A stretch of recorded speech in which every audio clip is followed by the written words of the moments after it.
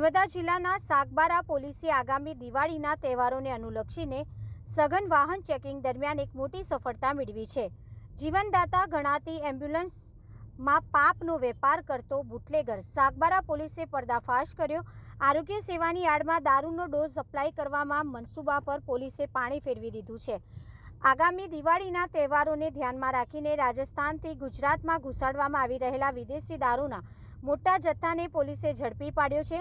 એમ્બ્યુલન્સમાં ખાસ બનાવેલા ચોરખાનામાં લાખો રૂપિયાનો દારૂ મળી આવતા પોલીસ પણ ચોંકી ઉઠી હતી।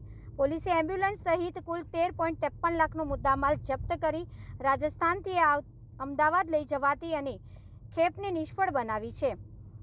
ધનસેરા આંતરરાજ્ય ચેકપોસ્ટ પરથી પસાર થઈ રહેલી એક એમ્બ્યુલન્સમાંથી લાખો રૂપિયાના વિદેશી દારૂનો જથ્થો પકડી પાડવામાં આવ્યો છે।